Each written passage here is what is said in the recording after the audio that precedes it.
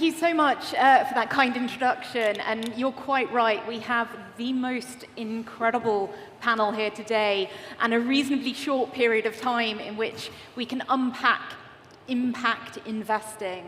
So as His Excellency said, you can see that through the Global Impact Investing Network, there's roughly $1.5 trillion invested in things that brand themselves as impact. How does that compare more broadly to ESG? Well, ESG as a market is somewhere north of 30 trillion. So it's still really quite a small segment. What we'll try to do on the panel today is just unpack what is impact investing? How does it define itself? Similarly, what are the options available to you should you be interested in impact investing? And then finally, does it deliver any return? So maybe I'm going to start and open, Jerome, to you, if I may, just with the basic question of what is impact investing? What does it mean? Well, it's something that goes back 30 years, and as most Frenchmen in the room who know about wine, they know that it may take 30 years for a proper bottle to mature. It seems to have been the case with impact investing that started under a different terminology in the 90s. At the time, we were referring to it as SRI, socially responsible investing.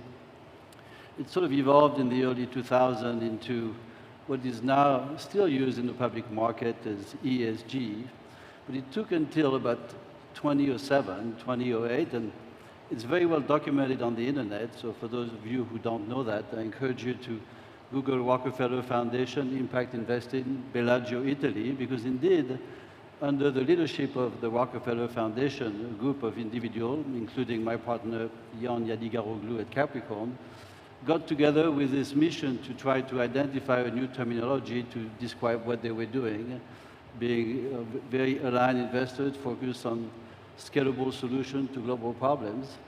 And most of the participants contributed some money to start the movement. Eventually, it took a $40 million grant from the Rockefeller Foundation for this to become a real movement.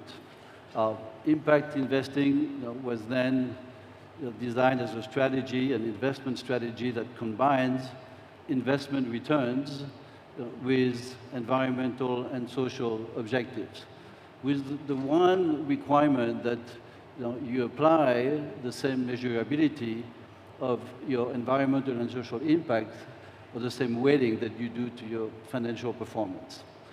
Now, over time, this evolved, new terminology came about. Clearly, what we define today as the energy transition came in the teens, pre-COVID.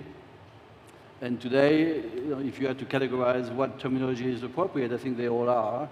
Maybe in the public market, people still refer to ESG more than they do about impact. At Capricorn, where we are focused on venture and private equity, it's a lot more about impact.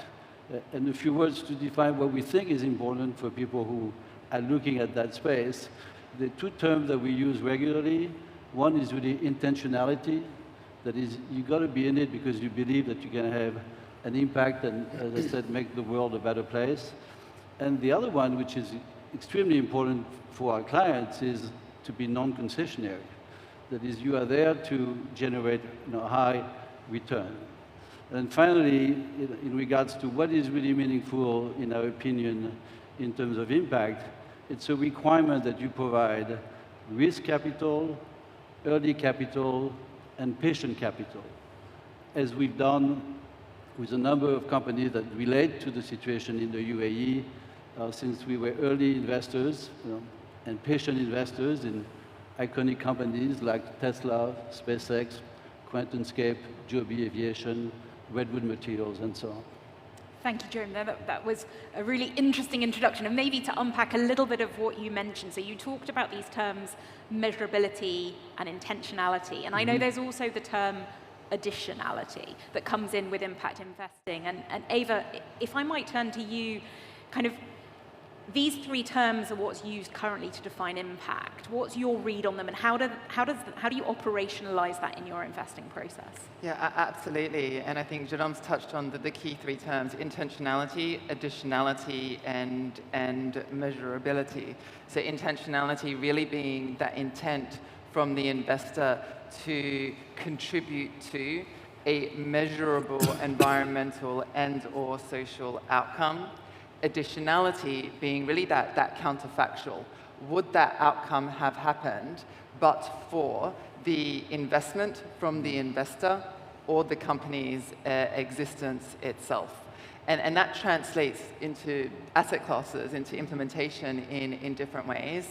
If we stop on mid-market private equity for a moment, many of these businesses have never been owned by impact owners. So these management teams aren't familiar with managing these companies with that impact intentionality.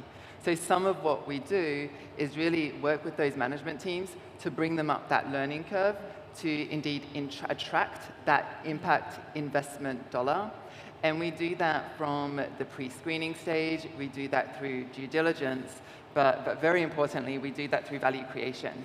So we work with management teams to think about measurement frameworks. We work with them to understand about perhaps linking compensation to impact incentives and the like. No, that's really useful. Thank you so much. There's another term that comes up around impact. And Jonathan, if I can turn to you on this one. So a lot of people talk around thematic investing. Can you explain a little of how impact and thematic kind of sit side by side from an AXA point of view? With pleasure. So at AXA IM, we've now been investing in the impact market for over 12 years. And our thesis, if you like, started with what problems are we trying to solve? So ultimately, we've talked about intentionality, additionality, measurability. For us, it starts with the problem. And we face some pretty big problems in the world today. We have climate change, which we all are aware of the effects of. We've got biodiversity and nature declining. And we've got huge social inequality when it comes to the provision of healthcare. So if I start with defining the problem set, we can then be much more accurate around what are the solutions to these problems. So as an asset manager, we've designed our approach and our product range and our strategies as specific thematic approaches to solve these problems.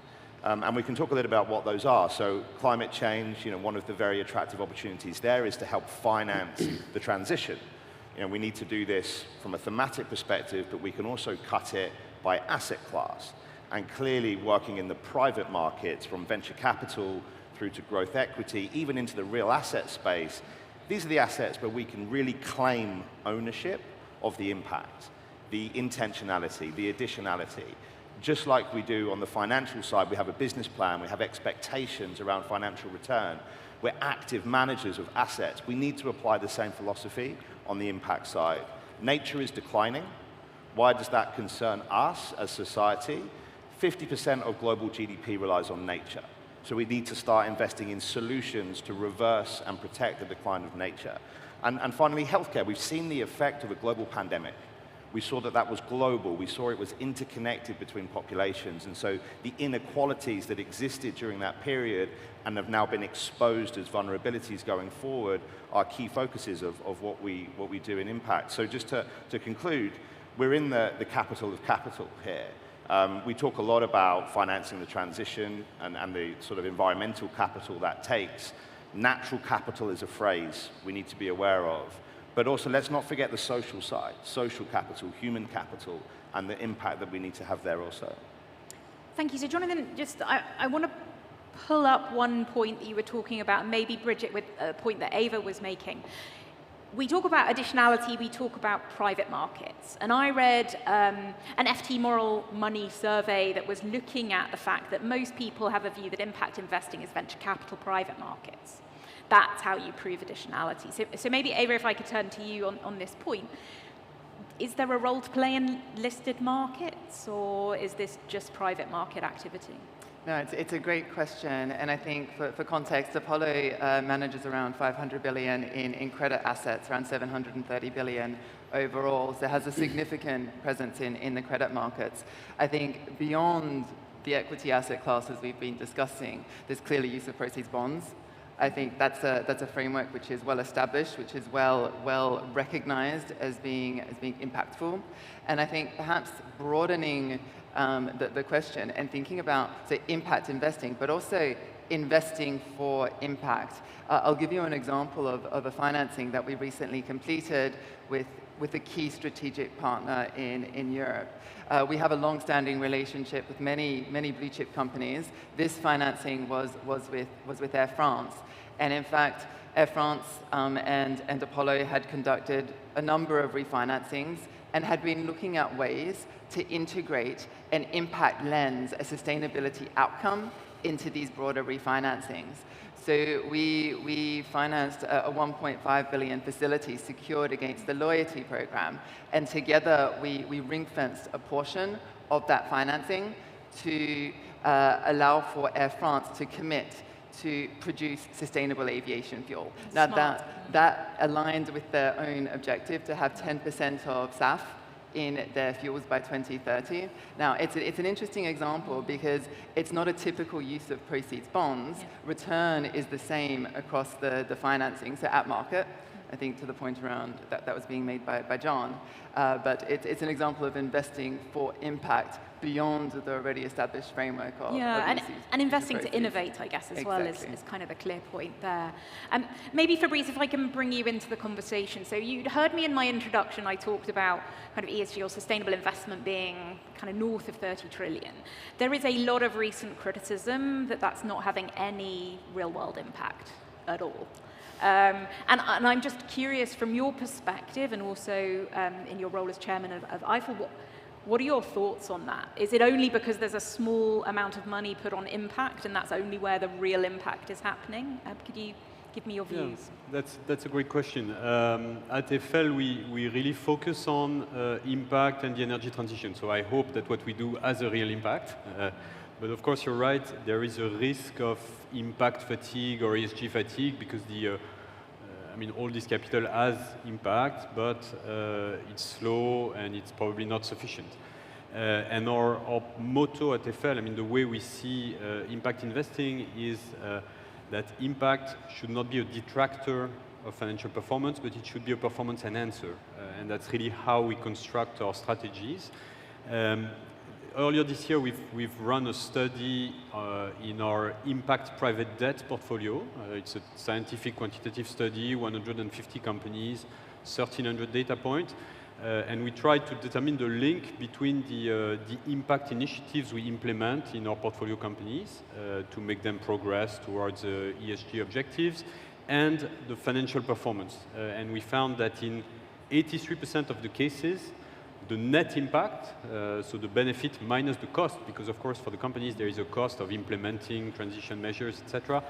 In 83% of the cases, the net impact is positive, simply because the companies that have progressed on their impact journey are just winning more public tenders that incorporate ESG criteria, are finding recruiting easier, and are more resilient to environmental factors. So there is a positive, virtuous circle there that we try to implement in all our strategies. And maybe I can give you two more examples of, in our other strategies, positive links between impact and financial performance. The first one is that we try to focus on the impact capital that we raise on sectors and segments where there is a funding gap. And for example, in our energy transition infrastructure funds, instead of investing in the mega renewable energy projects that attract a lot of capital from global investors, we tend to focus on the smaller, more granular regional projects.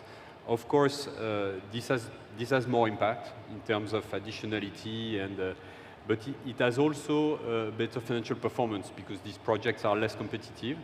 And so in our infrastructure funds, we finance more than 4,000 energy production units across Europe, 13 gigawatts, which is more or less the consumption, the electricity consumption of 10 million households. So you can see the impact is massive there, and the financial returns are there as well.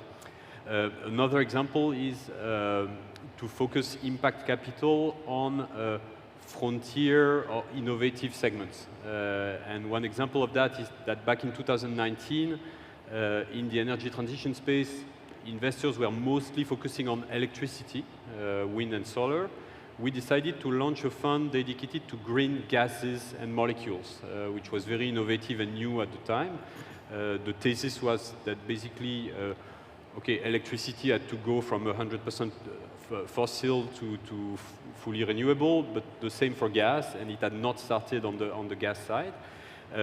This innovative thesis enabled us to attract impact investors, and it was difficult to attract more traditional investors, but the impact angle of the fund was a key driver, and of course the fund has been performing very well. It's typical double-digit infra equity returns, and it has had a massive impact by deploying biomethane units all across Europe. Thanks, Fabrice. I'm going to pick you up on performing very well, and maybe Jerome, open this question over to you. I think, look, there is definitely a perception that impact requires patient capital. It's quite high risk, and to some extent it can be quite philanthropic. So maybe, Jerome, I'll start asking for you, and then Jonathan, I'll come over to you because you touched on natural capital. This real perception that, is there any return? Is this a viable investment strategy? Jerome, can I make return on this? Well, we have dealt with this for 23 years now. For those of you who don't know Capricorn, it was started in 2001 by my partner Jeff Skoll, who was one of the two founders of eBay, and who at age 29 found himself at the helm of $6 billion, and who dedicated that money to making the world a better place. So he created a foundation with the idea of handing large grants to a number of topics which, in the end, in the investment firm Capricorn, we did invest. So racial equity, gender equity, capital inclusion, and so on. Over the years, the foundation has had a real impact, so I would say the two are complementary, yet the return that we were able to generate at Capricorn with those long-term investment, early capital, risk capital, patient capital, in the end have allowed the foundation to have an even greater impact by having more money to distribute. So I feel that philanthropy has to rely on some funding, some permanent funding, and that's the investment side of what you could achieve with an impact fund. And a little on natural capital. Yes. How do we make return there? With pleasure, and I just want to rebound on one point. On impact investing is not philanthropic. We have to be so clear, and if there's one message that I beg you to take away from this panel is that this is a market rate financial return activity. The excuse that we could look to the lack of track record or the lack of potential return in these activities is why we get into a period of stagnation as a market. The definition of impact is that we are making new investments into new topics, into innovation, into things that didn't exist before. So they do carry different risk profiles. But if we look at that as a reason to not move and put the label that impact is concessionary on, then we really don't actually unlock the billions, if not trillions of dollars that we need to solve the problems that we've described in this panel. So we're all global asset managers with institutional clients. They expect market rate return. And that's a really important point. Natural capital is a fantastically interesting area. So we see that decarbonization as a trend is being applied across all asset classes: real estate, infrastructure, private equity, venture capital. But actually one of the most efficient places in terms of the cost to avoid or remove carbon is by investing in nature itself, by investing in the ecosystem service, sequestering carbon through the growth of biomass, through planting trees, through restoring and sustainably managing peatlands, wetland restoration. And these units, these ecosystem services, or these outcomes, are becoming more and more attractive to corporate buyers. And the most familiar market that we can refer to there is the carbon credit market.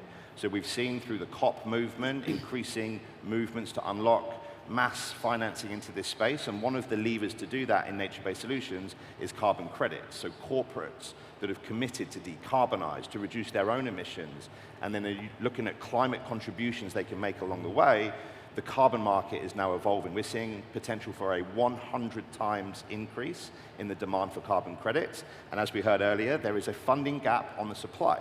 As asset managers, we like the combination between supply and demand imbalance, and this is driving the price of carbon up. So as financiers, this is a very attractive place to be, not to mention the impact on biodiversity and nature, which is going to be incredibly important in the next decade as we've been focused on climate change in recent years. That's really interesting. Yeah, the basic economics of supply and demand. So maybe just to close out, Fabrice and Eva, if you could just also answer my question of, are there financial returns here, and does it have to be patient capital? I think those would be my two questions. Sure, very happy to.